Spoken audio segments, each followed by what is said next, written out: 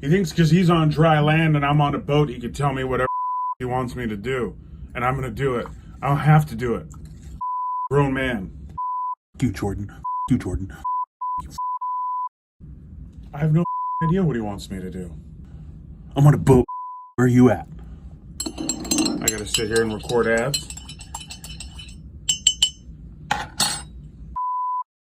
in the middle of the ocean. This telling me read ads.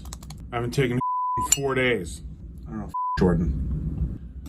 Thinks because he's so cute, I'll do whatever he says. Pay me, Jordan, you stupid little idiot. You didn't do anything anyway. Oh. Guys, what's up? This episode is brought to you by Yuma Dispensary. I'm currently on vacation. I'm on a cruise ship. So unfortunately, I couldn't bring any Yuma Dispensary products on with me because that's not allowed. If I was able to get anything on, it would have been the Sprinkle Chill Packets. They're 1-to-1, CBD, THC. Again, I don't break rules, so I don't have them on me. But if I did, that's what I would have, and that's what I like. It's got a little CBD in there to combat the THC's psychoactive effect, make it a little more chill and mellow. And again, if I was gonna do something, that's probably what I'd do. Yuma Dispensary, they're off 32nd Street in 4E. Been around since 2013. Hit up their website, put an order in, pick it up, and go on a boat, baby. Yuma Dispensary.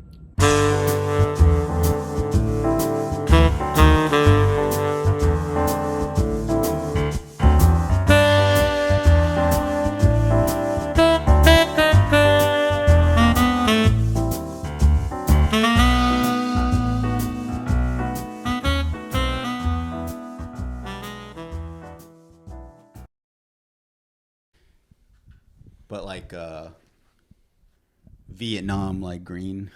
Yeah, yeah. It's the kind of green that has post-traumatic stress disorder. Yeah, exactly. It's for PTSD people. What's up, everybody? Welcome back to another episode of Slob on the Pod. I'm your host, Jordan Atondo. To my far left, we have co-host Grizzly Bear himself, Emil Ashaya. And in the middle, that'll be doing the skiing of the day, Clayton Smith. Is that it? Yep. All right, cool. I didn't know. You have a stage name? It's Clayton Smith. Yeah. I changed it for Hollywood purposes. You know? Yeah. They made you? Yeah. Well, they were like, your name's Clayton Smith. I'm like, I'm going to go by that as my stage name, too. So. No, dude, one time when Sam Tripoli was here, I asked this stupid question. I was like, did people ever like make you change your name? He's like, no. I was like, oh, okay. It's because I had just watched what was that show they had for a while about like the Comedy Store? Did you ever watch it? It was on Showtime. I'm dying up here. Yeah, dude, so great. I wish they would have made more seasons. But in there, they show like one of the like Mitzi made one of the guys change their name because he's Mexican. So he's like, you really don't have a Mexican name, so they made him change it.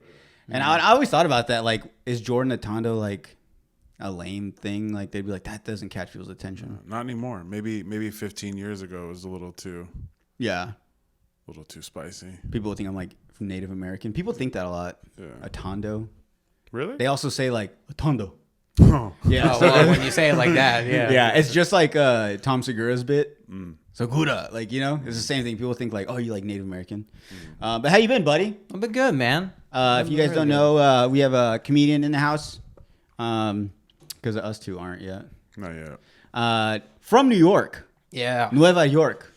New York. All the way from the Upper West Side coming in. Dude, there's crazy floods going on. Is that true? Or That is true. It is nuts looking at it. I know Queens got hit really bad. LaGuardia flooded. The terminal at LaGuardia flooded. My buddy was supposed to fly out, do a few shows this weekend, and he just got delayed by like several hours. I don't even know if he actually made it out, but dude, they were crazy floods. Bad. Like to like the window, like the bottom of the window of a car. Yeah, like high up of water. It was heavy. It was a state of emergency. Mm-hmm. People weren't like they told everybody to stay inside. I mean, not yeah. do anything. You know, it's like, yeah, you're gonna go out and drown out there. Yeah. Dude, I saw people, but it's always cool. Like I think it's funny because like during floods or like after like a hurricane when it's like people are dying and houses are like underwater. There's like people on jet skis and shit, like wakeboarding, like board sliding on the tip of people's roofs and shit. Yeah. Do you think they keep that just in case? Like they're like, just in case there's floods happening, we're gonna wakeboard. Just in case I need to get out there and challenge Darwinism. Yeah. They're like, why do you have a boat? You're like nowhere near the beach. You're like, never know. Yeah. I think that'd be perfect. They would just hop in a boat. Sorry. No, go ahead. I was gonna say you just hop in a boat and just go down on the fucking like across New York on that shit. It'd be nice. Yeah, I mean, it'd be cool. Like I said, it's funny that people do that though. Like everyone's dying and they're like, let's go have fun. Yeah. But those are the cup half full type people. Yeah. You know what I'm saying? Optimists. Yeah. I had a friend. He had 2 spots that night. One in Queens and one down in Soho, and he was trying to figure it out. And I texted him like, "Hey, did you figure it out?" And he's like, "It's flooding. What are you talking about? I'm not gonna do either of them. Like that's not an option." Yeah. That's just such the comedian mentality, though, to be like, "Hey, I know there's a natural disaster going on, but did you get your spot? Or did you figure out how you're gonna do your spots or no?" Hit up the show. I know it's like we're like 10 feet underwater, but you guys still doing the show tonight or not? Yeah. He goes, anyway, I need to go up early because I need to get home and not die. Yeah. I got my. Go ahead. Sorry about that. I got my car parked on the bottom floor of a garage right now in Jamaica, Queens. Is it flooded over there? I have no idea. I really hope not. The Prius. Yeah, the Prius is going to be completely underwater, like a fucking home in Miami in 2008. Yeah. And it's electrical, right? Yeah, hybrid. Well, it's a hybrid car. So it's definitely not. It won't work if it got flooded. Yeah, It definitely won't work. Yeah. No, when I was in Colorado, I had a Honda Civic Si. I lowered it, and in the summertime in Colorado, it rains like almost every fucking night or something. So I was doing this course, and I had to be up at like 5 a.m. So I rush out to the car. I'm like running late, and I'm like half asleep still. So when I get into the car, I literally like put my shoes into the car, like my feet into the car, and I just feel like a splash. I'm like, what the fuck? And like I realized, like, dude, my car is underwater. Like it had went down because it had went as high as like into the middle console. Water was in there and like in the back seat, but overnight it kind of just lowered it, I guess. And so I'm like, holy shit. I'm like, well, maybe my car still works. I don't know. So I turned on, but like the AC or the heater was blowing from the night before, just black smoke coming out. And at that point, like all the miles, like the gate, like the fucking the dash and everything was all like where it was all lit up was all foggy and shit. Like water was just everywhere. Damn. They totaled it. And before that, it got hail damage. Hail's a lot over there too. Yeah. So like it fucked up the whole hood, everything. But the car was still drivable. Everything worked. It was just ugly looking. they totaled it out, so you got like a check for it? They paid it off. Oh, they paid it off. Yeah, they paid it off. And then I also, luckily, first time I ever got it was Gap Insurance. Mm-hmm. Got lucky. You know what that is? Yeah, when you buy it, right? Yeah. I said yeah, but I don't. Oh, I don't know why. I don't know why I said yes. So you buy Gap Insurance like when you insure your car, and so like so if for anything like that ever happens, like accident or whatever, whatever the insurance doesn't cover, the Gap Insurance covers it. Otherwise, the insurance covers like a certain percentage, and then you'd have to do the rest or whatever. This is boring stuff. What am I talking about? But I'm just saying, like, it worked out in my favor for the time. But it was funny because when they came to check the car for the flooding, they were like, honestly, dude, with like even the hail damage, we would have totaled this car. Because they said it's more expensive to like sand the top of the car and like redo all that shit than it is just to pay it off. Yeah. I guess. I don't know. That was my experience with natural disasters. Sorry. Yeah, Mother Nature really had it out for that car. Yeah, dude. I love that car too. Like to this day, I'd probably still have it had that not have happened to it. I loved it. It was perfect. Yeah. And it was fast, 6-speed. Yeah. Fast and the Furious. Yeah. Had been out, so I felt cool. R.I.P. Paul Walker.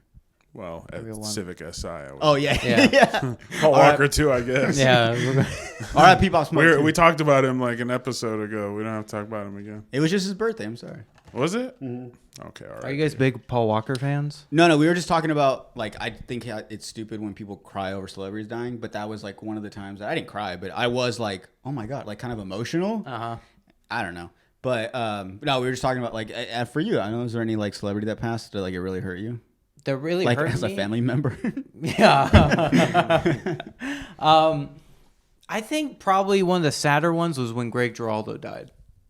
Like, back when he died, because he had been killing it on roast for a while, and he had he was on what was Last Comic Standing? He was either the one of the judges or like the host of it or something. It seemed like he was about to break through. And I remember my mom was reading the newspaper in the living room, and she was like, "Hey, Clayton, do you know that comedian like Greg Giraldo?" I'm like, "Yeah." I was thinking like he's like, He's coming to the queue. "Yeah." I literally thought, "Oh, he's gonna come to the queue. That's amazing." She's like, "Oh, he died." I'm like, "What?" I think it's also the manner I found out. Because she probably thinks the same way. She's like, wait, oh, you're really sad about this, you fucking idiot? You know what I'm saying? Like, she was like, it's not going to be a big deal, you know? It's Yeah. just like someone that doesn't know him. All right, let's take a quick break to thank one of our sponsors of the Slob in the Pod, and that is Liquid IV. When you push your body hard or just feel run down, it's extremely important to stay hydrated. Making hydration a priority helps us feel healthier on a day-to-day basis. Remember, one stick of Liquid IV in 16 ounces of water hydrates faster and more efficiently than water alone. It contains 5 essential vitamins, B3, B5, B6, B12, and of course, the infamous vitamin C. With 3 times the electrolytes of traditional sports drinks, made with premium ingredients, non-GMO, and free from gluten, dairy, and soy. I mean, that's awesome, guys. Soy, I mean, I'm a real big soy guy. Dairy doesn't really mix well with me, so I'm very glad that this product doesn't have that. What makes Liquid IV so effective? I will tell you. The science of cellular transport technology, which is CTT, designed to enhance rapid absorption of water and other key ingredients into the bloodstream. Liquid IV has incredible hydration flavors like watermelon, lemon lime, strawberry, pina colada, Concord grape, so many more. I can't think of any right now, but that's just one off the top of my head because those are some of my favorites. And now introducing a sugar-free option in white peach, lemon lime, and green grape. Which, by the way, guys, let me tell you, white lemon lime, sugar-free is probably my number one right now. I like the lemon lime in the regular. But something about the sugar-free, I don't know what it is. It just tastes like straight lemonade. I can't tell that it has no sugar in it. So, it has so much flavor, so good. White peach is also another one of my favorites in the sugar-free. Guys, Liquid IV has been a sponsor for a while now, and I appreciate you, Liquid IV. It's a well-known company. Everyone knows it. Everyone uses it. So it was, it was a big deal when they, reached out to me and became part of this podcast. I mean, I use it a lot. I do yard maintenance. That's what my main job consists of. So Liquid IV comes in handy with that. I take one in the morning. I know you're supposed to take one like one a day, but I sometimes take one in the morning. I'll probably take one while I'm at work. I don't know. Sometimes it's just good. It just tastes good. It's just like another juice or something. It's so good. At the same time, it's also helping you. And another one I do, which I think we all mainly use this for, a little hangover cure, if you know what I mean. A good Liquid IV after a night of partying, first thing in the morning the next day, pop one of them bad boys in 16 ounces of water, and I say within an hour you're feeling better again, ready to go party again, or do whatever you got to do. You know what I'm saying? It gets you through the day. Yes, hangover recovery is definitely a big one for me. You guys can enjoy Liquid IV. All you got to do is go to liquidiv.com and use code SLOB at checkout, and you get 20% off. That's 20% off anything you order when you use the promo code SLOB at liquidiv.com. Experience better hydration today at liquidiv.com with promo code SLOB. Thank you, Liquid IV. Thank you, everyone that uses the code. Please use the code and make your life better. Buy this product. I'm telling you guys, it's worth it. I don't even have to say anything else because I know it's such a well-known product that everyone uses, so you guys know what I'm talking about. And now you can use a code, so you're welcome. Remember, use code SLOB for 20% off at checkout when you go to liquidiv.com. All right, that's enough rambling. Let's get back to the episode, right? Oh, freaking episode. Shoot, shit, dang. Yeah, it's like, who cares? No, who was it? Fuck, I forgot one of the comedians that passed away. When we went to the Comedy Store, they had like a little shrine in the back. It was kind of creepy. It was like during COVID, so it was shut down. Who was it? Was it somebody who passed away recently? Yeah, well, I mean, within the past, since COVID, so yeah. I think it was during bald guy with a mustache, big nose. Bald guy with a mustache, big nose. I missed the first part of this because I was texting like a rude. Oh, no. I was saying during COVID times, I had went to go to the Comedy Store, and one of the famous comedians had passed away. Brody Stevens. Oh, Brody Stevens. He died, he died a while pre-COVID. ago. Yeah, I remember he but they committed do a suicide in thing. They do a 2019. thing for him every year. Oh, that's great. Okay. Yeah. So Nice. this was like when everything was shut down, and me and my girl went to LA. Yeah. It was her birthday, so I was like, well, I thought it'd be cool to go and just check out the empty streets to see everything. Like, it was actually pretty cool to see LA like just dead and no one on the streets. Yeah. But so we went by the Comedy Store, and they had a shrine in the back, but it was completely shut down, dark. There was no one in the parking lot, nothing. So like it was just creepy to like be back there. And I honestly didn't know it was back there. We were just like kind of walking around. I just wanted to check it out since no one was there. And I went to turn the back, and I like against the wall, there's like a shrine of him and everything. I was like, ooh, like it was kind of creepy. One time I saw Brody Stevens headlining at Flappers, and you could do the mic like in the Yoo-Hoo room, and you could watch the like main show if it wasn't sold out. And this is when I was first starting comedy, and Brody Stevens just killing up there, like almost completely like off the dome, right? And he did a whole bit for like 4 minutes. He held himself in like pitcher's position with his leg up, because he used to be a pitcher at Arizona State. Oh shit. And he did like several bits like that, and then described the motion and the follow through of how to like throw a baseball as he was doing that, like how to pitch. And I'm like, that's one of the coolest things I've seen someone do on stage. Like just to have that level of presence and confidence and like ability and skill to just hold it like that for no reason and still kill, and then just randomly describe this action that you're doing. That's the thing. I think that's the hardest thing. Like, that's such a boring thing. Like, how could you make that funny? Yeah. The idea of like the walkthrough of how to pitch a ball. Yeah. But yeah, that's interesting. How's comedy in New York? I mean, obviously, I know it's like one of the biggest, The Mecca. the Mecca one. Yeah, over it's there. the Mecca. It's the gym. I would say it's like, it's extremely saturated. It's an extremely saturated scene. There's everyone from all over the world moves there to do comedy and like do anything basically, right, in New York. And so it's true with comedy. There's so many different scenes in New York and areas, and like just thousands of comedians. So you'll hear names, and you'll just like you'll have never encountered people, even if you have been doing it in the city together for years, right? Like in the crowd. Like in the crowd or just around in the scene. So Other comics. Yeah. I was doing other comics. So I was doing the Portland, Maine Comedy Festival. So I'm a big deal. And I've heard of that. That's It goes just for laughs. Skankfest. yes, Portland, Maine. Yeah. Cress. Portland, Maine. Portland, yeah. It was a fun time though. But I saw I met a few comedians out there who were all from New York, and I had just not seen them around. And that was actually how we met. Was in You didn't meet in Portland. New York. You guys had to leave New York. yeah, we meet had to up. leave New York to meet. That's crazy. That's I mean, wild.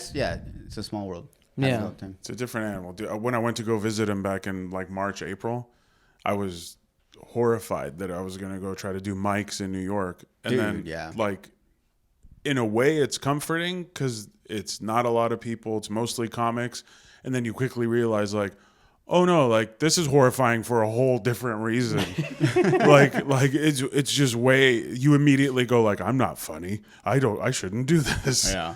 No, dude. Yeah. Whenever you went, I was like, holy shit, you're going up in New York? Yeah. Like, we have California and like Phoenix, and like you could have gone anywhere. Yeah, you but know? like he's saying, it's because it's that saturated. Like Yeah. there's a lot of opportunities, but there's a lot of people taking up those opportunities, and like then it seems like, correct me if I'm wrong, they begin to like there's tiers of There's a lot of tiers to it. of rooms and spots and, Yeah.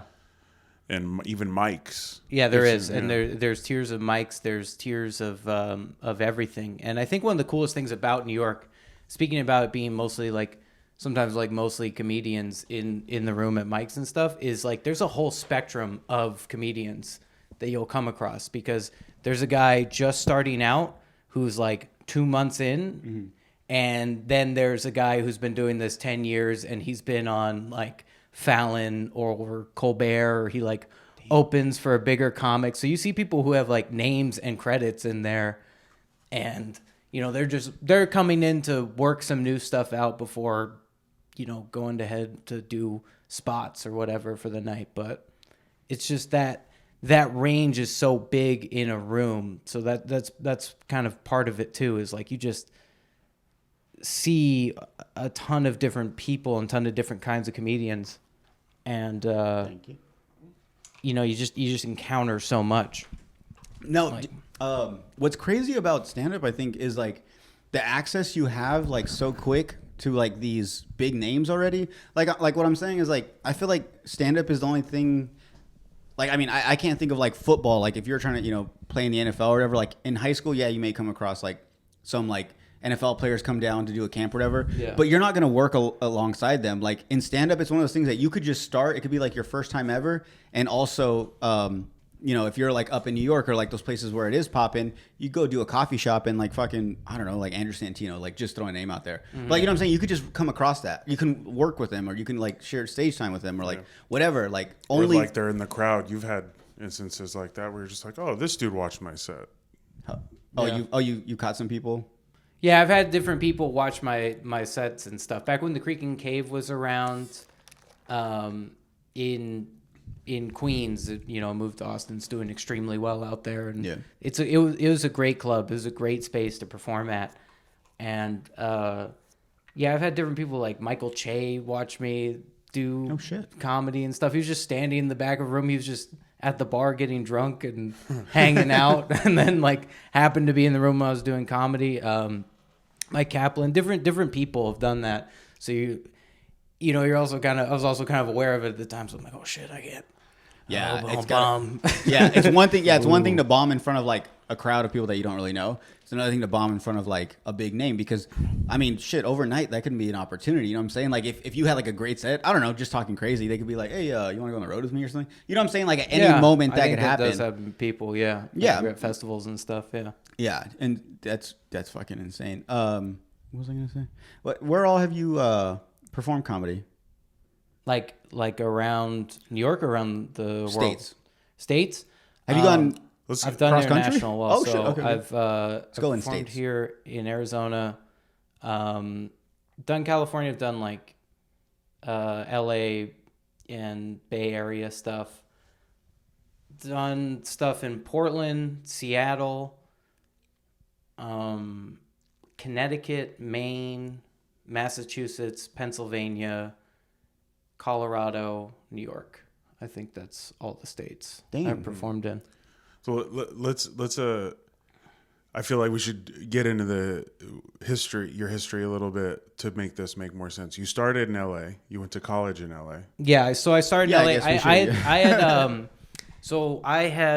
from Yuma. We didn't say you're from Yuma, born and raised, and I started doing stand up out here when I was 16. My sister produced this show at Arizona Western College, and That's right. I performed on that, and it was my first time doing stand-up at 16.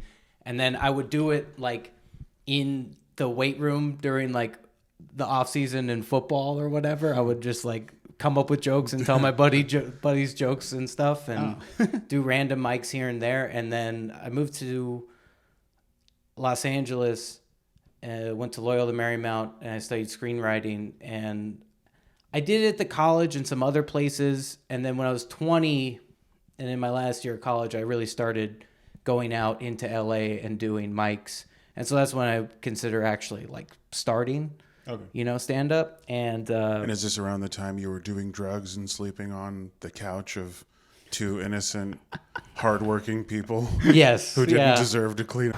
All right, everybody, let's take a quick break to thank our skin experts over at Caldera Lab. Say goodbye to the generic face wash on your counter because Caldera Lab is here to save the day when it comes to your skin. Backed by a leading clinical trial where 9 out of 10 men experience healthier and visibly improved skin. Caldera Lab has the tools to unlock your best first impression and confidence today. We have an exclusive offer for our audience so that you can try for yourself why so many men trust Caldera Lab for their skincare needs. Use code SLOB at calderalab.com for 20% off their best products. Caldera Lab creates high-performance men's skincare products by combining pharmaceutical-grade science along with nature's purest and most potent ingredients. As you age, you might notice more fine lines, wrinkles, and signs of aging. This is the opposite of what every guy wants. And And the more you neglect your skin, the more visible this could become over time. It is time to take control of your skin with these easy steps. Committed to transparency, and excellence, Caldera Lab is on a mission to better men's skincare around the world, priding itself on clean ingredients and doing right by their customers and the planet we live in. Caldera Lab is a certified B Corporation as well as member of the 1% for the planet, which means it is healthy ingredients that is good for your skin as well as is not going to harm our planet. That's what that pretty much means. Through uncompromising craftsmanship, exceptional ingredients, and rigorous transparency, Caldera Lab is here to upgrade your skin and confidence. Guys, Caldera Lab, thank you once again for being a sponsor of the Slob on the Pod. Perfect timing. I actually just got this in the mail. They re-upped all my products. So yeah, we can get into it. Nice little package. As you guys see, nice. We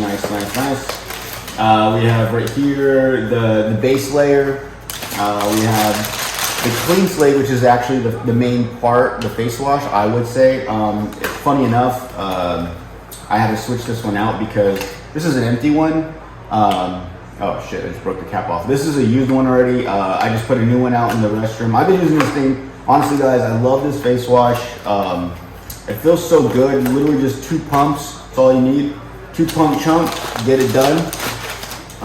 Gets your face, everything covered. And then, of course, lastly, we have the Good, which is the functional eye serum you put underneath your eye bags. I haven't been using this much, obviously, as you can tell. With the new baby and everything, I haven't been getting much sleep, so you can clearly see that. But that's something I need to be working on. Guys, I love the skincare.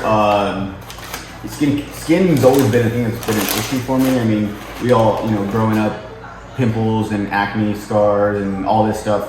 It's always so many products you have to go through to figure out which one actually works for your face. Caldera Lab sent me this stuff. I've been using their products and it's been amazing for my face. Doesn't dry my face. I have really oily skin, so I like to use products that can control that oiliness.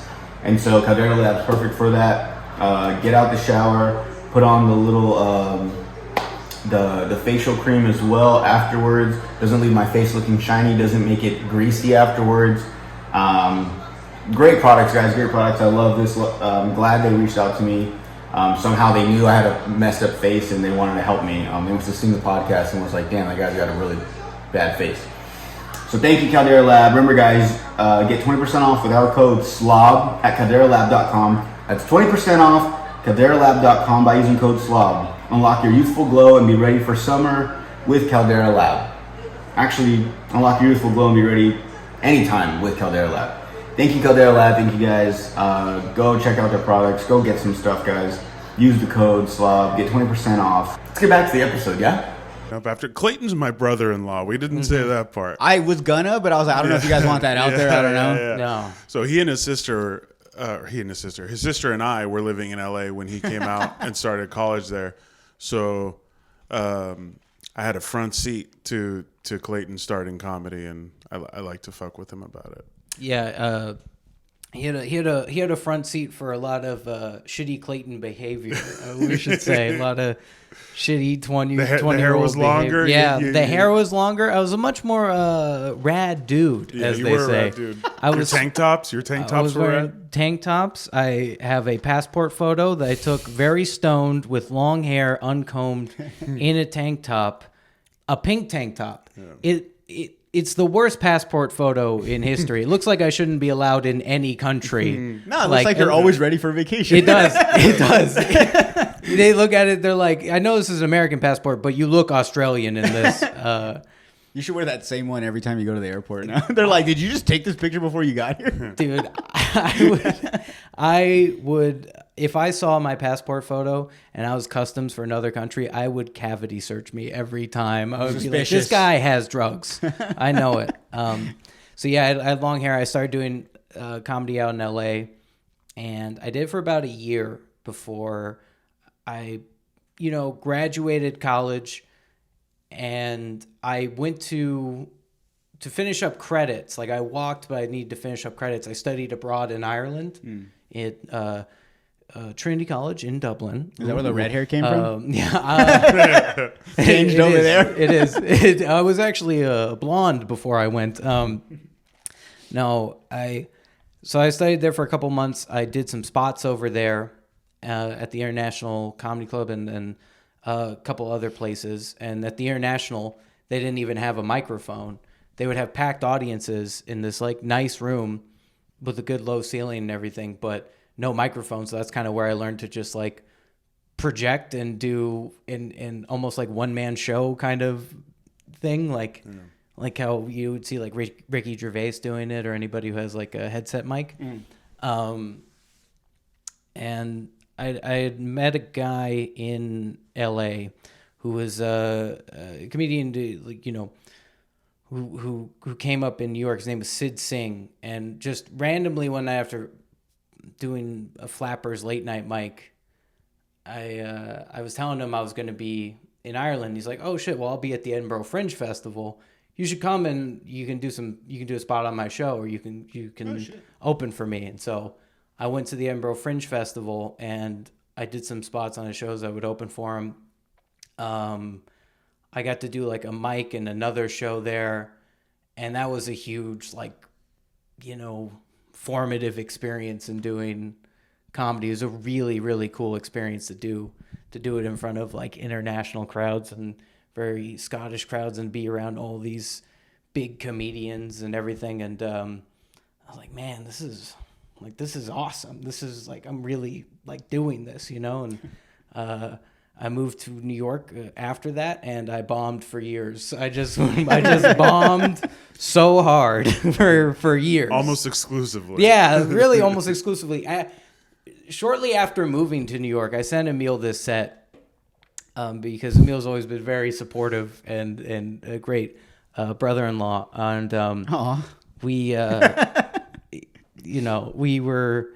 I was doing this mic. I left my phone on the table, and I was performing, and I got silence, just silence for 5 minutes. No sound. Like I think even a mouse started to come out, and it was like, no, I'm not. I'm going back in. I'm not. It's weird. Yeah, it's Like he thought no one was there. Yeah, he was like, am I? He's like, oh no, I just don't want to be here. Okay, there are people here that just don't want to be here. And I went back, I listened to the recording after, and I hit the punchline on one of my jokes, and all I hear is,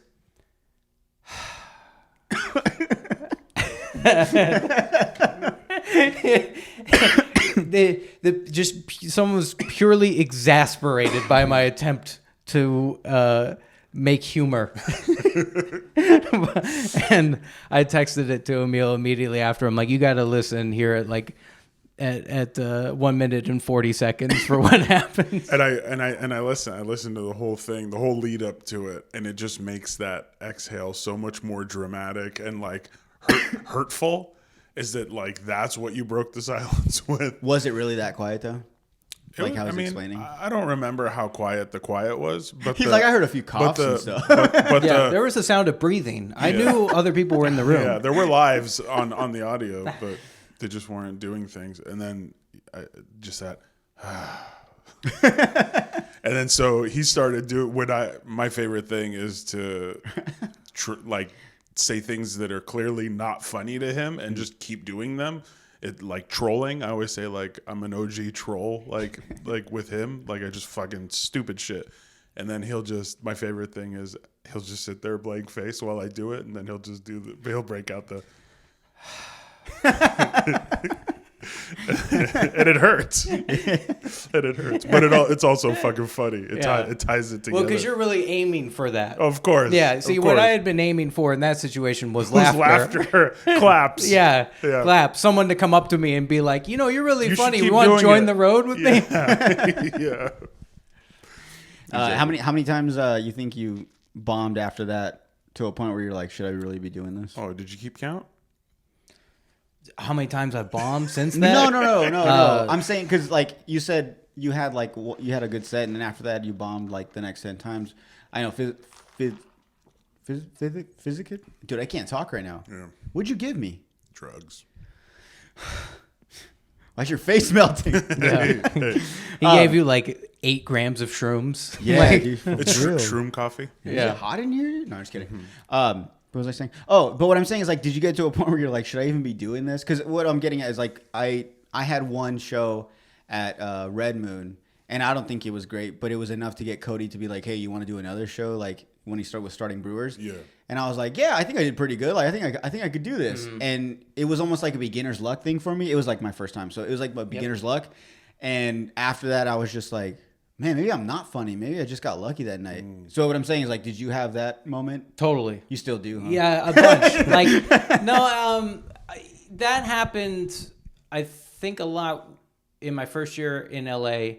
And then there were different points in New York the first couple years where I was really like, I was walking around I was like, I don't think I'm any good. Like, I don't think I'm any good. Rough, dude. Like the people there are rough. Like the shit they say. I mean, I don't know. I've never been in New York. I just base it off TV shows and shit. But I mean, from what I've heard, it's very similar. Like in general, this city tries to beat you out of it. Yeah. It like constantly. Like when I went to visit him and I was there for a week, like within, was it the third or fourth day, I had food poisoning from street chicken because I was eating a lot of street chicken. So by like day 4, I was like down and like Clayton's like, you might want to chill on that. but he was eating with me, so I was like, He's used to it. I have food poisoning. Yeah. He was like, yeah, I've been a little off, but he was good. He was backpack on, heading for the train. He was gonna go dog sit. He had a spot ticket. He was doing all this stuff. He was flyering for his mic. He was doing a bunch of stuff, and I'm like literally on his couch dying, dude, watching Seinfeld in New York, which is the coolest thing I've ever done. Nice. I like that. That's cooler than actually like Being in New York and experiencing it with my brother-in-law. Yeah. Watching like, Seinfeld on a couch in New York, probably top 3 experience of my life. Right behind getting my truck and this coffee. It's almost like people that like are always like, oh, you got to try that high. You're like, oh, you watch Seinfeld? You watch Seinfeld in New York? Yeah. Bam, bam, bam. You know what? Side note, I've never seen Seinfeld. Actually, I lied. I tried watching it the other day, like a couple weeks back on Netflix or whatever it's on. I watched like the first 2 or 3 episodes. Yeah. I just couldn't get into it. I gave up on it. Yeah. Should I keep going? Yeah. Really? Yeah, it's fun. Is it like Friends humor though? Like the show Friends? No, it's Larry darker. David It's Curb Your Enthusiasm humor, but like cleaner. Yeah. Oh, okay. But it's like dry and drawn out, and it's makes you uncomfortable. It's good. Maybe it's the way Jerry talks. I think maybe that. For a long time I was like I don't like he's my least favorite part of the show. Yeah. You know. Never seen it. His voice. Who is your favorite character on Seinfeld? I feel like they all have their moments, you know what I mean? Like George, I like George probably the most, just because, I mean, he's a nightmare. Mm-hmm. Like he's such a total mess. Yeah. As a kid, I liked Kramer, just because he was weird and he'd pop in, and I was just one of the people that would clap when he clocked it. At the bald guy? No, the guy with the crazy hair, the neighbor. Oh, the tall, yeah. skinny Doesn't one. it? Oh, Michael right. Richards. Yeah. Did that change after the Laugh Factory? It did, yeah. Oh, when he it said, did change. what did he say? The afterward. N-word, right? He said the N-word a lot of times. Yeah. Yeah. Say Quite it. a few. Say it. Say it. A George Wallace amount of times, one could say. George Wallace. Exactly. The Django amount of times? Yeah. Say it. I'll bleep it out. Nah. Say it. Okay, he promised to bleep it out, so I'm going to say it. So then you just bleep it out. Yeah. Yeah, it was silence, but you bleep it out. And people Dude, will think, you said it. I didn't make you. I didn't hold a gun to your head. Put the little, Oh my God, Emil, you said that? You actually said that? No! If you play it back, my mouth wasn't moving. If you guys want to hear what he actually said, go to the Patreon. No, just kidding. Yeah. Pay $5 to hear. Yeah. You just learned how to like ventriloquist slurs. You're like, my lips weren't moving. Yeah. He's like, Dude, what if that becomes my act? I learned a racist ventriloquist? I get a ventriloquist. He's saying it, not me. And he just says the most, like, all the things, all the words, all the buttons, pushes them all, and I'm just like, what? He's saying it. You don't like me?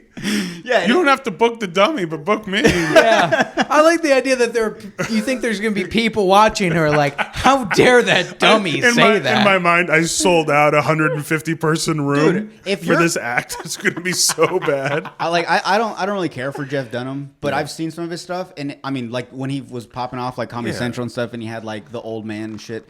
Like I would watch some of his stuff, and he's so good that as you're watching it, you're like it's almost like two people It are on is, stage. yeah. So like you could almost get away with it because at some point, like the way the old man's being, it's almost like you're just mad. Like you're like, that's some grumpy old fuck. Like fuck that old man. I'm a fat stay-at-home dad who started stand-up a year ago.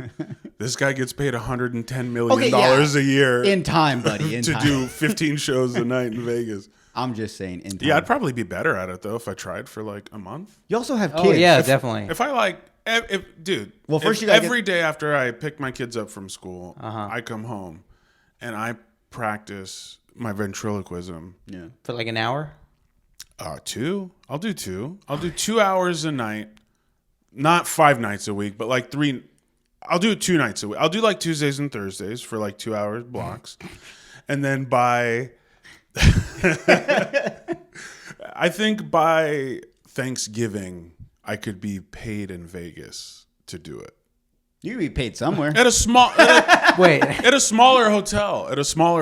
Not at like the Mirage, but at But like the Days in downtown Circus. Vegas. there's a Travel Lodge on the Strip. Okay. Yeah. Yeah. You could. By Thanksgiving. Yeah. Yeah. Wait, This Thanksgiving. can you try talking without moving your lips? This thing. Next month. It's almost October. You're gonna get here. You're gonna get there from 2. First of all, like 2 nights a week. Well, listen, today's Saturday, so Tuesday is just around the corner.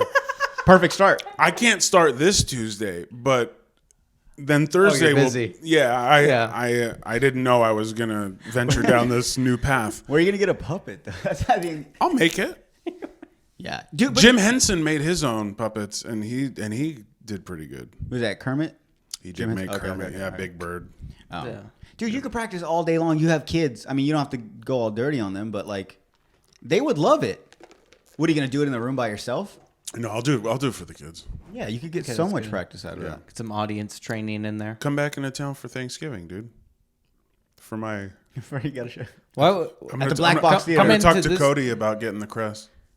for your ventriloquist act? Yeah. What's your dummy's name gonna be?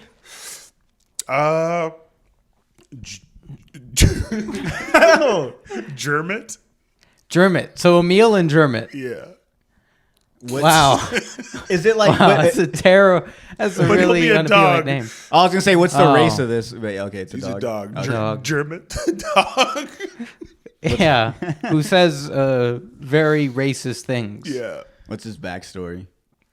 He's He's a stray dog from Mexico, and he crossed his way. He's Yeah. that dog that crossed over the border by the Yeah, beach. that's You saw that pretty video? good. Yeah, I will say of all the animal species to say racist things, dog does fit. That is a Right? fitting, yeah.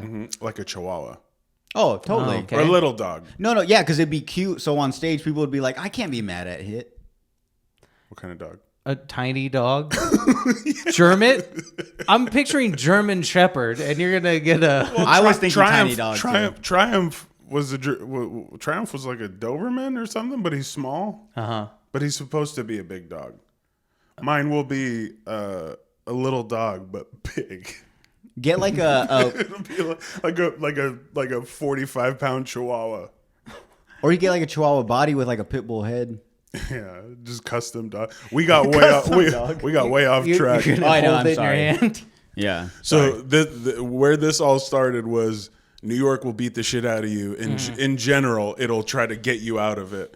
And this guy's both battling a place that doesn't want you to live there, that doesn't want anyone to live there, and this scene where it's kind of also like it doesn't want you in it. It makes it hard. Yeah, it really makes you aware that you're not shit very fast.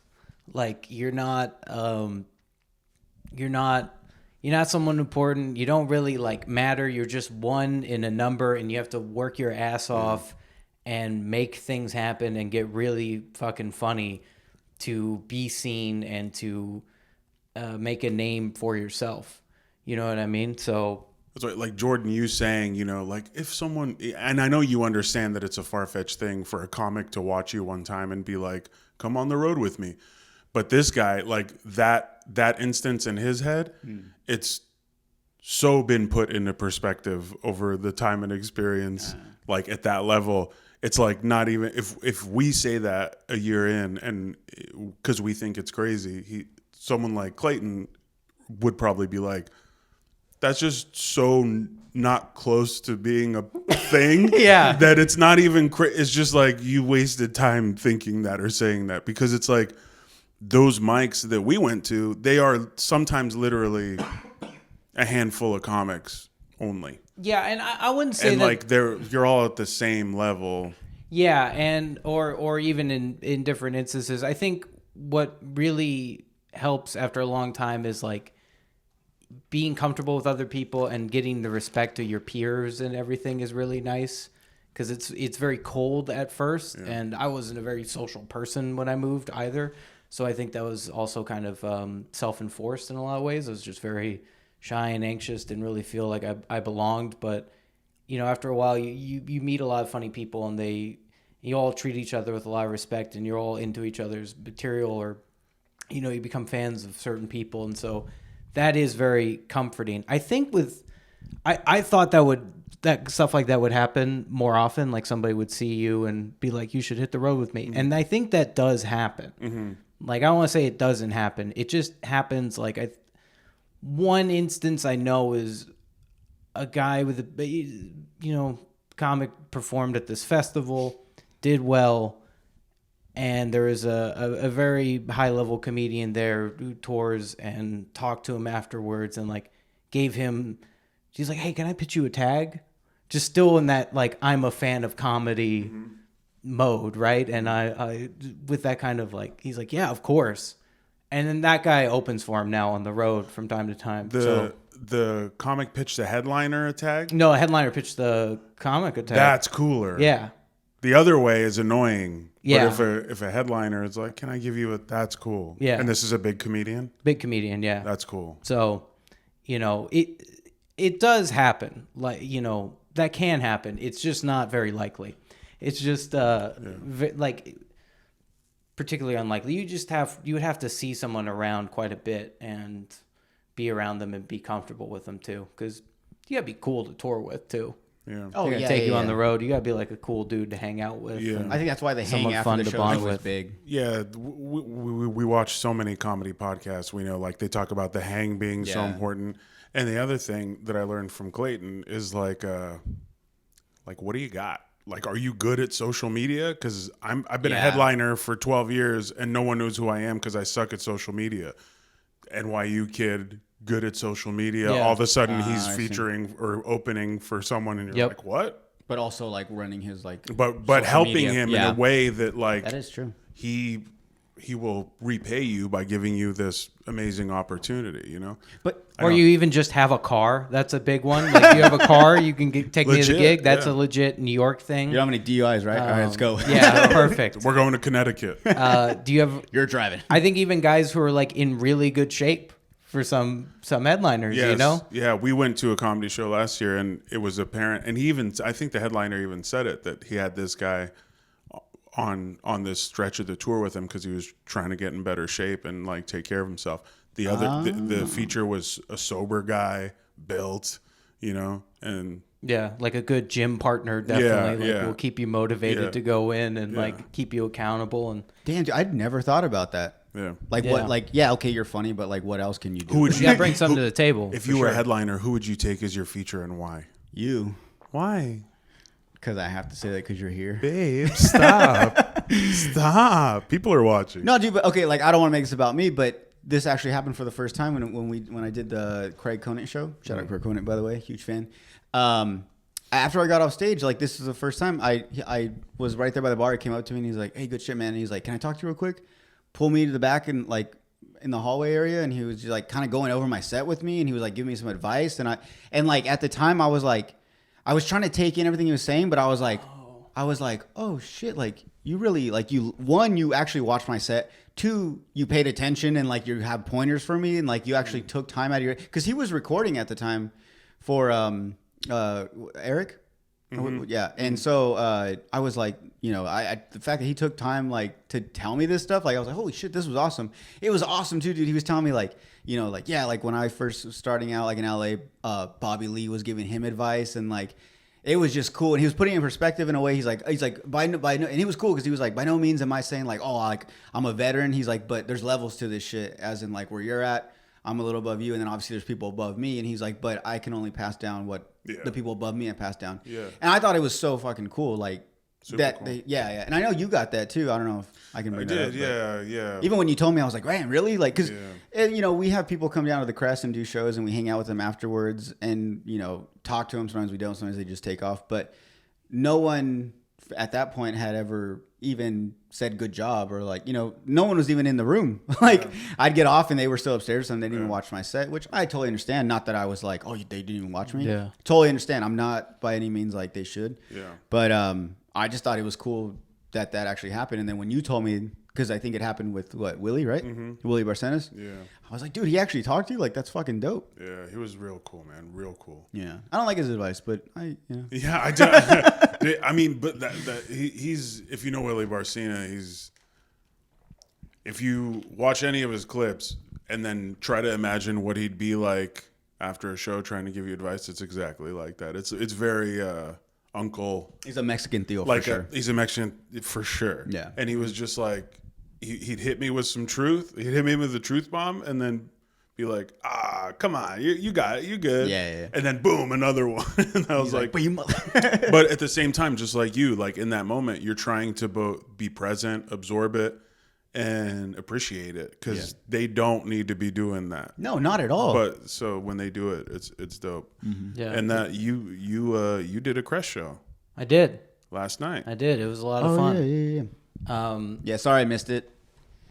You piece of shit. Had to babysit my kid. How dare you? You're one of those dads that calls it babysitting. Yeah. Being a father. My mom calls, what are you doing? Saida went out. What are you doing? Babysitting. I'm a stay-at-home. You mean taking care of your kid? I'm a stay-at-home dad. People are like, so you babysit your kids every day? You're not. No, I raise them. Yeah. At this point, it is not babysitting. There was a show at the Crest last night. It was a lot of fun. Jet Ski Johnson was the headliner. Yeah, dude, so jealous. She was fantastic. Yeah. Very, very funny. She's definitely on the come up. Big things have been happening for her like over the course of the year, and that was a cool like energy to be around. She's very nice, very funny person. Just a really good comic. Cooper Lyden was the feature that she brought, and I opened it. Cody Beeson hosted. I opened, and then and everyone was good, dude. Yeah, everyone. It was a good show. It was a damn good show. I'm sorry you weren't there, but it was good. I know I'm supposed to tell you it was bad, so you don't feel bad that you missed out. But it's all good. It was good. It was a really good show. Yeah. Really, really good show. It's what I want. Otherwise, Crest won't have his back. It was packed at the Crest too. Oh yeah, those shows pack out. Someone took a picture. I think Jet Ski reposted it, and it was. I mean, it looked like a full room. Yeah, people on the side standing too. Maybe a couple spots in the back row. Mm-hmm. Yeah. With all your performing, had you met Jet Ski before? I had not. Had you seen her perform or anything? I watched her Don't Tell set, and I've seen her on social media and stuff. Okay. So yeah, like I knew her stuff, and yeah, very, very good. But I never ran into her. She was also in LA at the time I was, but I think she was, much higher along in that tier. She was a door guy maybe by then. Up above me. I don't know if she was a door guy at the time I was there. I think that was after. But door guy. If you're a door guy, that's pretty high. That's huge. That's huge, right? Yeah. There were a bunch of door guys. Yeah, like she said, and Saul told us too. Like they audition. You audition to work there. Yeah. So you got to be some baseline of like they could put you up in the belly room or something on a late show. Yeah, that's fucking crazy. To start. Yeah. Yeah. They're all solid comics. They're all good comics who work there. Wait, random question. How much do you think they get paid at the door? Probably not a lot. Because it's got to be like you're just happy you work here. You know what I'm saying? I feel like that's how they kind of treat them. Because, like you said, they're all. Yeah.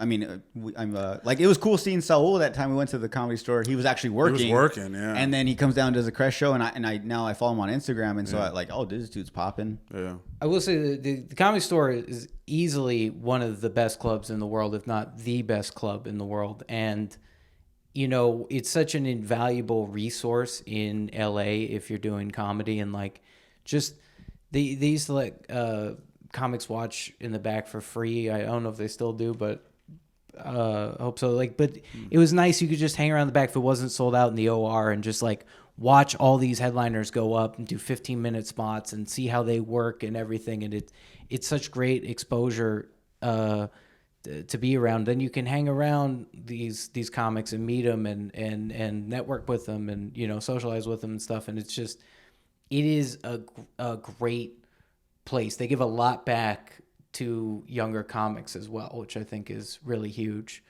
And and all the door guys who work there are excellent. I like that it's you're a door guy regardless of gender. Yeah. It's just you're the door guy. You're a door They guy. do say, huh? You know?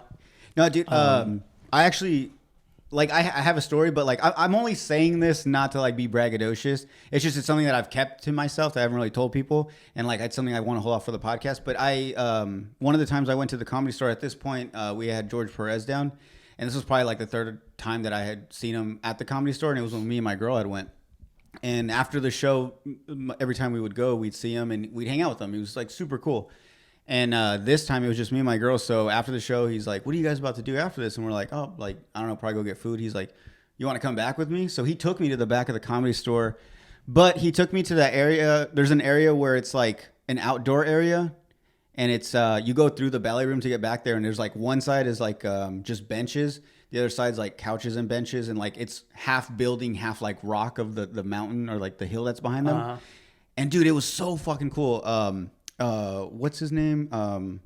Ryan Sickler was in there, like hell just yeah. chilling on the couch, dude. And like I walk in, and it's funny. Like I had that moment where I looked at my girl and I was like, just be cool, be cool. Yeah. Like legit, I was telling her because I'm like, oh fuck, like I had seen so many documentaries and I was so fascinated by the Comedy Store. Even the first time I went with Cody, like it was one of those times where I was trying to enjoy the show, but at the same time I'm like, yo, I'm in the you know what I'm saying? It was like so surreal.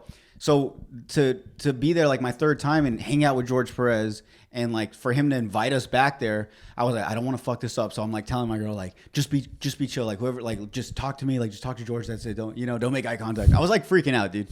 And it was cool because we walked through the doors out of the ballet room and like the security they were like, hey, and I was like, and George was like, oh, they're with me. Like it was like one of those moments. And so we go back there and we sit all the way in the back and there's like these two chicks just back there. I don't know, like all drugged up or whatever, just chilling.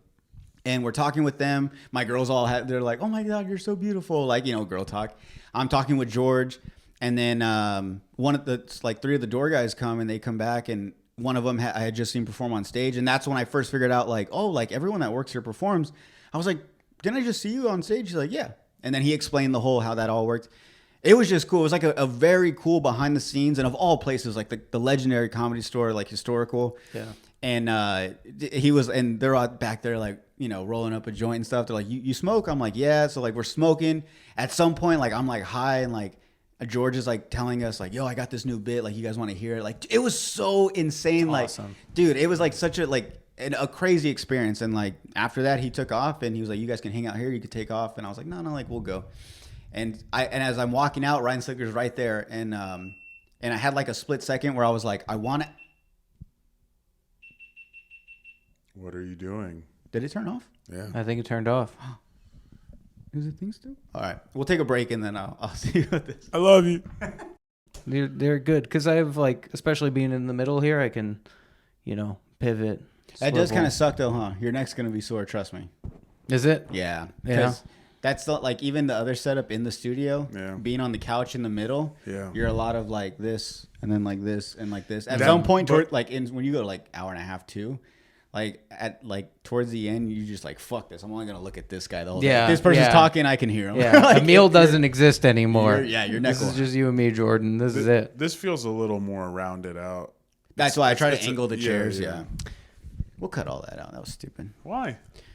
I don't know. Inside baseball, A baby. lot of behind the scenes Yeah. stuff. No one People are wants like, to- this is yeah. what we subscribe for. We like the inside baseball stuff. We like them We figuring want to it out. hear about how you guys are doing this. Yeah. No, believe it or not, people do hit me up like asking about the setup to the point where I think I'm just gonna make like a video Do it. because everyone's like, what do you use? How do you set everything up? And I'm like, you really want to know? Like, it's Yeah. just boring. That's great content. Yeah, I was gonna say we should record like a time lapse or something one of the times we're setting up. All right, yeah. Yeah. And we'll do like voiceover explaining everything. Yeah. Yeah. This is how I set up my podcast. Yeah. It's great content. I'm gonna cut all that and then we'll get right to the point where I finish the story and then we'll go into something else. Yes. Oh, I thought you were gonna tell me something. Okay. Yeah, you got something in your The teeth. fucking shitty smile. What a shitty smile. I hate that it. is. You have no. You, So uncomfortable.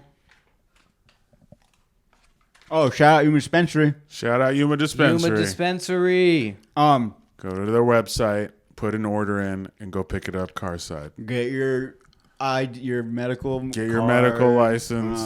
Go to Yuma Dispensary go to Yuma right now. Dispensary.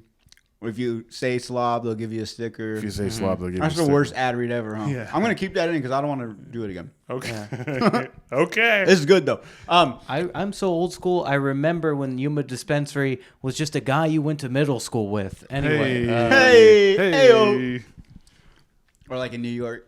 Oh, Oh. oh. Oh. Do you hear? Well, I mean, I don't know. That's probably Brooklyn different, but like when people say B and shit, like Who's the B? lingo, like what up, B? Yeah, Yeah, oh yeah. Like all that lingo. Yeah. Yeah. I think it's so cool though. Like how it's funny how like we all live in the same country, but yet you go like different state and they're like they just talk weird and different, use different words and Yo, shit. dead ass, you're right on right there. Dead ass, Dead yeah. ass. Yeah.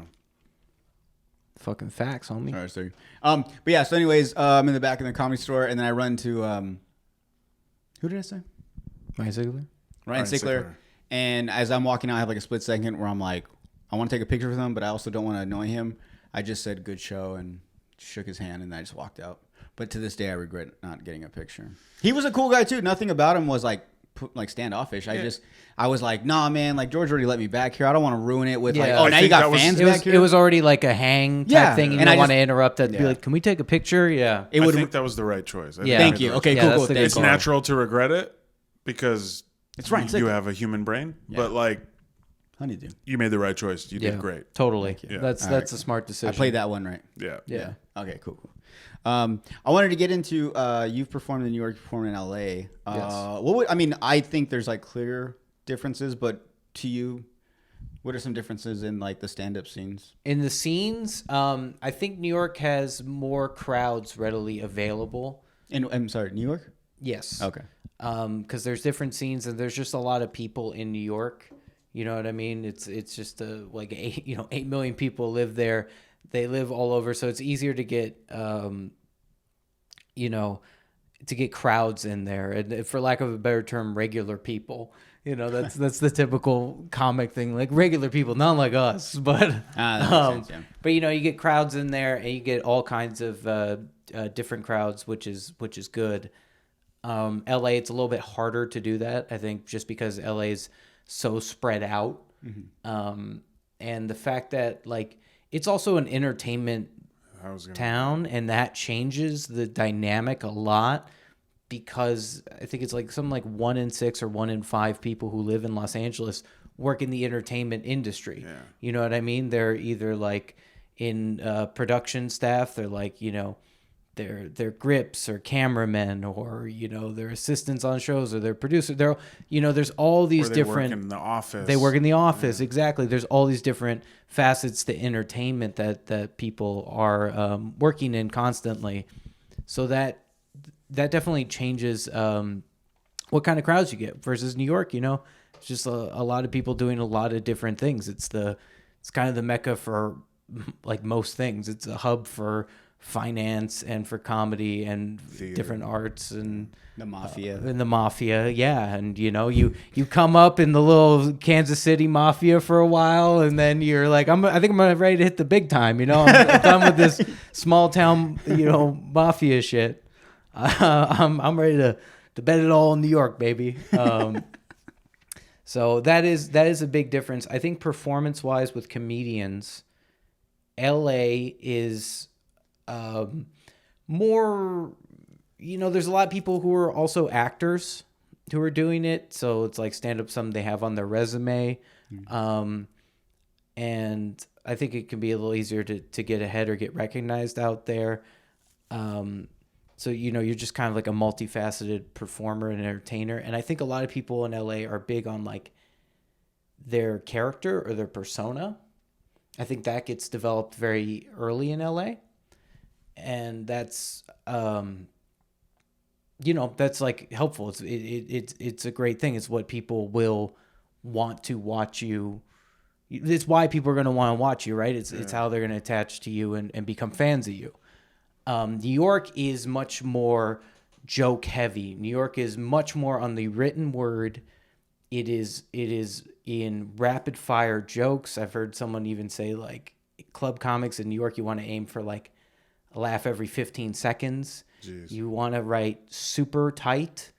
You want to be, just like hyper focused on the writing. And that can come at times at the detriment, thank you, of performance. Some guys aren't very good. Some people just aren't as good performers. They're great joke tellers, but they're not as good performers as some LA comics are, or some other comedians are. Like I think Chicago has a good blend of that. Atlanta has a really good blend of that. Like these great scenes where you see guys who moved to New York, people who moved to New York. I just say guys indiscriminately of gender. That's my gender neutral term is guys. It's everybody. If Comedy Store can do it. Yeah. Yeah. The Comedy Store. That is they're all door guys. Now, I've been very impressed with people who moved to Atlanta and from Chicago, from different scenes like that, because they're just like killers on stage. I think they kind of have a bit of that. But New York's very, very joke heavy, very written, not as performative. Sometimes there's even like shit talked about people who do a lot of act outs, but act outs also help sell jokes and they're part of the writing as well. Yeah. There's so many like jokes that I have that I'm like, it's not really funny, but I'm hoping that like at the moment I'm just going to turn into like Jim Carrey and like really be able to act it out. And I never do. I end up just standing there telling the joke. And I'm like, oh, like cause I'll write in there like, do this or do that just to remind me, but I don't have the acting ability, which at some point I thought it would just come to me on stage like naturally. No, you gotta work at it. Yeah, a lot. and that would make sense. LA, like they have like that's some people are trying to be actors and stuff, so they probably took in classes and stuff. And I'm guessing people more from LA are more like into the acting out and they're probably good at it, opposed to New York where they're just kind of like so kind of just standing. I don't know, right? Yeah, more stationary, more hand against the brick wall type thing, which I do quite a lot. I'm not even that. I try to be a lot. I try to be more performative, more act outs. But I don't even think I'm as heavy in that as other people. I still don't think I have that many act outs a lot of the time. But I took some clown classes that helped me out a lot with it. Shout out Ed Malone at Clown Guru. Take his classes if you live in New York. He's an amazing teacher. They're I'll put it up right He doesn't here. do online. He doesn't do online. Zoom. I think he did during the pandemic. I think he also teaches at a university. So I think he did Clown Zoom school? classes. Yeah. It's like an acting class. It's kind of like improv. I think he calls it Beyond Improv now. Yeah, he just has you, if you're a comedian, he has you do your jokes, but then he'll be like, okay, now do it in Jamaican accent. And you're like, okay, what? Like, so you just have to on the spot do this stuff. I was thinking like they dress you up like a clown and shit. It's just a way to get you out your comfort zone. To be silly, to be a clown. Like, yeah. Oh, okay. Like that not kind a of clown. literal bozo. That's the what I clown. was like. It's not like Bozo Clown. It's not Red Nose either, which Red Nose is a very common type of clown. Red nose. It's just kind of performative. He studied under Philippe Goyer in Paris, and that's the guy who taught like Sacha Baron Cohen and a bunch of different European comedians. So Bruno. Yeah. That's dope. Yeah. Yeah, and then you look at Sacha Baron Cohen and you're like, how is this dude saying character the whole time? Yeah, so good. Clown college. Clown, baby. Dude, that's cool. I want to go to actual clown college though, like the red nose and everything. You mean Clown University? Clown University, yeah. Steve-O went, right? That's like a thing? There's definitely clown colleges, Yeah. yeah. There was a Simpsons episode about it, so it's got to be true. It's a real thing. Yeah, exactly. But something I wanted to... You do Broadway, don't you? Or yes. like you do like... You're on Broadway, Yeah, right? I am on Broadway. I don't know what the term is. You took a break from your 56-week Broadway run. What are the levels? I don't know. So there's... After school specials? I don't know. There is Broadway, and then there's off Broadway, and then there is off Broadway, and there might even be an off Yeah. Broadway Yeah. tier. Yeah. That's like if you heard he started working out and you were like, Clayton, you're in the NFL, right? Oh, And you're okay. like, no. I just started doing drills in my backyard. That makes Well, more sense. no, that makes it sound worse than it is. But you know what I mean. I get what you're saying. Yeah. Broadway is just the I thought Broadway was just like a broad term. It meant a broad term for Kind of. theater. acting Kind on of. stage, Yeah. type of theater. Yeah. Theater, Yeah. yeah. So Broadway, it all has to do with theater size, actually.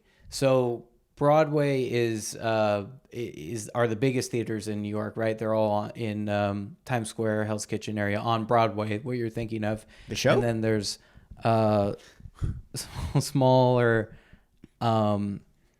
theaters that are like, I think a few hundred people, and that's off Broadway. And then there's off Broadway, which are the smaller theaters beyond that. So I technically had an off Broadway show that was one block over from Phantom of the Opera. Like, it was on Broadway. Oh, okay. I ran my show Not Paul back in 2022 at the Producers Club, and that's off Broadway. So it only sat like 45 people in the theater, and but I called it off Broadway, so it has nothing to do with location. Okay, my bad. Off Broadway sounds cooler too. Off Broadway sounds sad. They should just call it independent theater at that point. yeah. Yeah, like the more offs you get from Broadway, the less people want to come. Yeah. They're like, how many offices Yeah. is Broadway? It's so not a credit. Me and my wife are in an open relationship. We're in an open relationship. Like, oh, that went from hot to like Yeah. What does that even Yeah. mean? alarming. Really sad. It sounds like you're justifying it to yourself That each time you say she's got open. multiple partners. Yeah. and I watch podcasts. Yeah. She's like, oh, we're in an open What's it? open Yeah. relationship. She said it's super open. She wanted to. She told me it was mostly open. It was actually, mostly- yeah. I looked into it. It didn't seem that open. But she insists. yeah. But to answer you're asking about theater. So I Yeah. have written and produced a few plays. With my buddy and producing partner Sam Nagley, I've written and produced 3 plays with him. I'm sorry, we wrote and produced 2 together. The Cigar Lounge, which ran in 2019 at the Brick Theater in Brooklyn. And then we ran a review show called All That Glitters Is Sold. Ooh. That ran at Burlington City Park Vermont, baby. in Vermont in August of 2021. And then we co-produced a show that I wrote called Not Paul, which was a romantic comedy that, like I said, ran at the Producers Club in 2022. And then we produced our show, our friend Caroline Dunaway, she had a show called Time Biter that ran for 3 weeks at the Players Theater in on Greenwich Village in the in Greenwich Village on McDougal Street for 3 weeks in May of this year. So Oh, okay. But and none of that has helped you on stage to act your stuff out. I think so. was that a question or a criticism? No, that's a question. How did I say it? All those plays. Yeah. And Dude, and, what'd you give me? all and those plays. none of that. No, I'm fucking with you. You still don't act. No, that's helped a lot. I've taken acting classes, taken clown classes, and I've acted in all of those productions, and that has helped a lot. And I think it has made me a lot more fluid a performer because I do enjoy acting a lot. I've done some web series and things like that, and people are very complimentary when I work with them, which is nice. I should go out for more auditions and stuff. I think that would help a lot.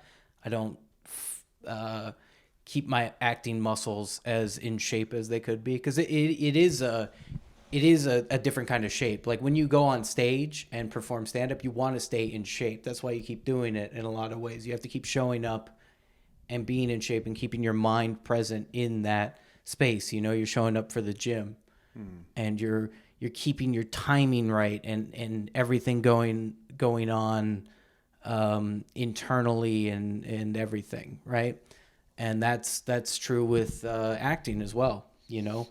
When you're in it and when you're doing a production and you're rehearsing a lot, you're getting those muscles in, and you're like exploring the space more, and you realize how many choices and opportunities you have in any given scene, and you can really delve into, you know, the scene study and character study of it all. So, you know, that's that kind of showing up being in actor shape that, you know, is great. I don't know, but that's something I think I should do more of.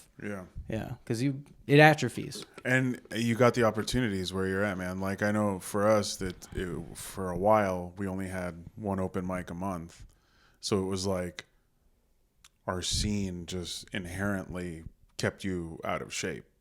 And it kept you only in your head about a set you did literally 30 days ago before you went up to do another 5-minute hell. set. Yeah, That's hell. It was a real nightmare. I remember bombing very early on, and then yesterday too. No, I did well yesterday. Did great yesterday. Thank you. But I stopped thinking my sounds here.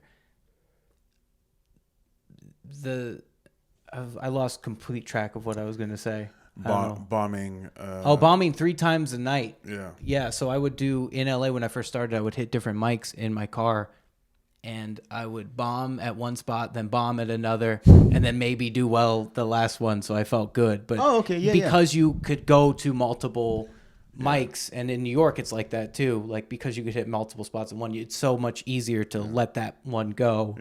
And go on to the next, and that's gotta be hard as hell. Yeah. If you're only getting up once a week or once a month, where when I was visiting Clayton, he was very. I didn't get it at first. I didn't, because again I was coming off of doing one a month. So I flew in Wednesday. He picked me up. We went straight out to sign up for a mic. This was like already 11 p.m. Damn. We signed up for the mic. Went to his apartment, dropped my stuff off, hung out for a little, and then went back, and we still had to wait for like 20 minutes. Damn. Got up pretty late, and I was like, all right, you know, I'd been traveling, but I'm going to get up and I'm going to knock out my first mic first night I'm here. And then boom, the next night he was hosting one. I got on that. And neither of those sets were good because I just was figuring it out what I wanted to do. We talked a lot in commute to places, and going into the third night was like taking his advice of just have fun with this one, do newer stuff, and just have fun. I did it. It went pretty good. And immediately upon leaving there, we had the plan to hit a second one that night, because we did one the first night, one the second night, and he was like, dude, he had like used all the resources they have and like mapped out the schedule of like what we could hit and when. Oh. And when we were leaving there to go to the other one, which I was excited to do the other one because it's like I watch video clips of people doing. I was like, oh, cool, I want to get on that stage. Clayton was like, what do you think of maybe you did pretty good? What do you think maybe we just go get a bite? Get a bottle of wine. And I was like, you don't think we should go to this other spot? And he explained to me, you got to take a good set and take it in and enjoy it. Because and I got that, and like that just wasn't a thing to me before. Waiting a full month, like it was all waiting. I didn't have the option to go not wait. Yeah, I see. But then the flip side of that is, just because you have all the opportunities, every once in a while, mentally give yourself that. Like in LA, if he was chasing bomb after bomb, yeah, go do another one and get a good set in, and then fucking call it. But the other way, like if you get that, if the first one's good, maybe you can chill too. At my level, you know what I mean? Like I think at your level, obviously, go do the mics, do the spots that you're gonna do multiple. Yeah, you want to keep doing it. Yeah, for sure. But you're coming to visit and doing comedy for the first time in New York, and and you got a decent one. Yeah, it's chill. Like, you know what? Like appreciate that. Like soak it in. Yeah. You know, it's really good to soak it in when it's good. Yeah. It's so key. That makes sense. Yeah. It really fucks with your head too. Exactly. Like going back to us when we started doing it like once a month, even now once a week, it's a big change, but it's still it gives me that time to, like, if I bomb that one time for the rest of the week, I'm just like, I don't know if I should do the same thing, but I probably should, because I could just, keep working on it. But right away, I'm like, I don't want to use that. Like I did fucking terrible with that one time, but that's all I have to base it off. You know what I'm saying? But if I have like 1 week, I have like a decent set, the next one I'm more confident and I'm like, oh yeah, I'll use that one. But there's times where I really do wish we had like, obviously I don't know when that would happen, but to have like multiple times in one night to get up at least 2 times, because I always get this feeling where when I go up, I'm kind of like jittery, kind of like trying to figure things out. By the time I get off, I'm like, if you would just let me back on one more time, I swear I'd do better. Like I always think that, because I've always like I think back to like when I was in like high school, I hated doing like presentations in front of people, but as soon as I got done and they graded me or whatever, I'm like, if I could go up one more time, I swear I could do it better, because all the jitters are gone by then. You know how by then you're like, oh, that's how the crowd is. Okay, I think I got this, but it's too late by the time that first set's done. Like you just need one more time to reassure yourself.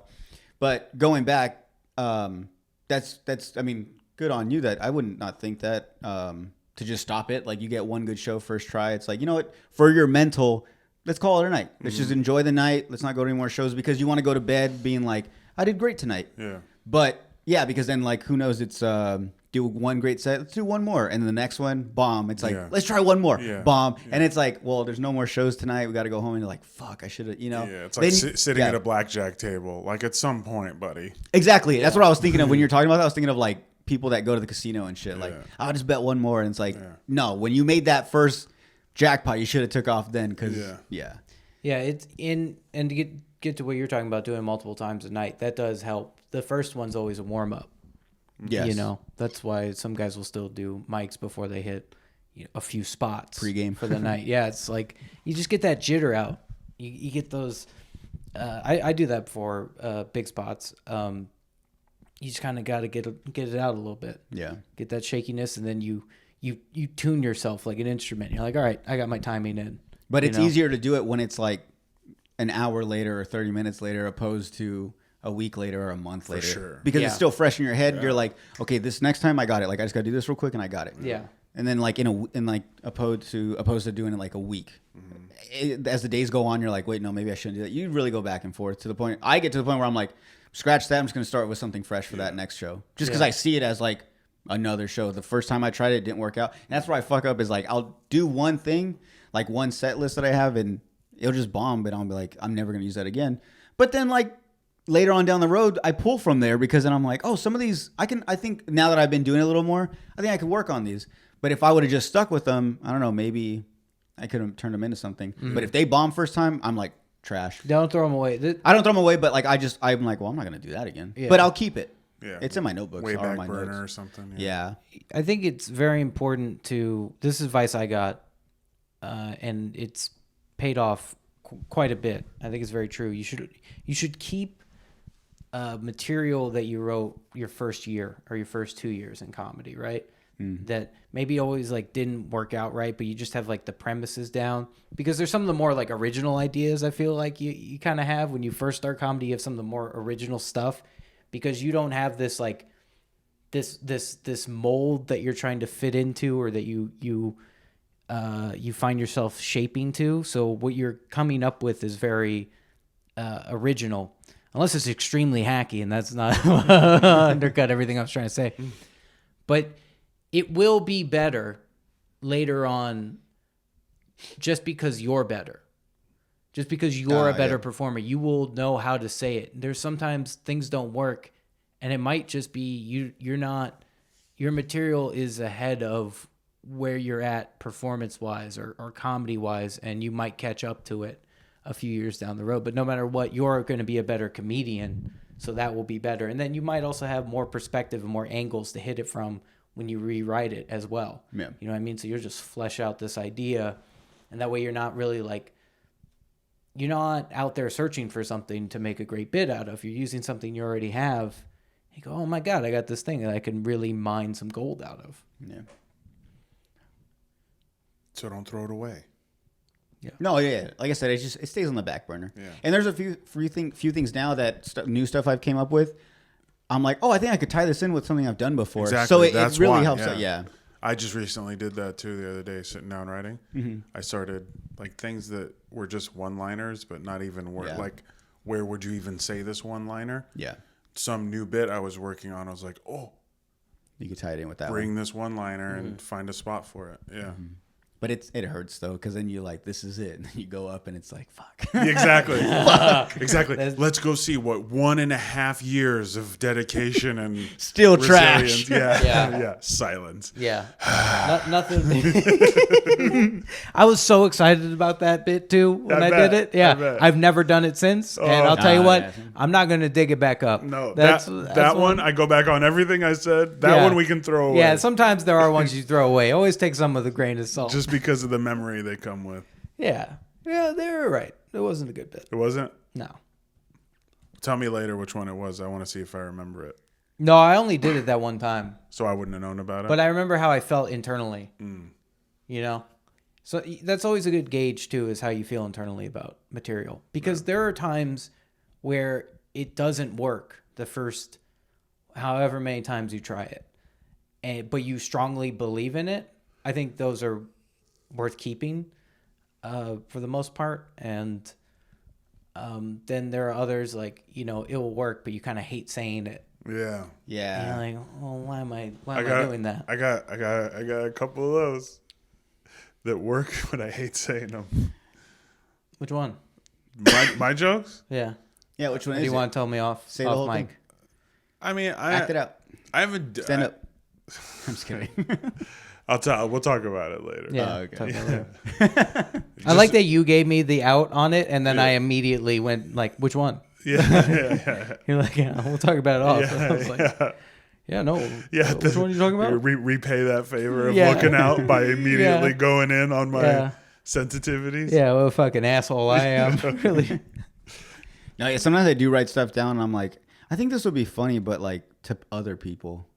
Like I really try to write. I mean, not try, but like write things that I do truly think are funny. But like I do come across stuff that I'm like, I guess that's what hacky would be. Like it's just something like, of course they're gonna laugh at it, bro, but I don't but- want to say this. But then you're like, is it hacky? Am I in my head about? Am I But, yeah, overthinking? I overthink so 'Cause much I'm shit. trying so hard not to be. Yeah. Yeah, that's probably what it is. I overthink everything though, like in life, so that doesn't carry on to like stand up and stuff. It's probably hacky though. If I think it's hacky, it's right. Fuck you, bro.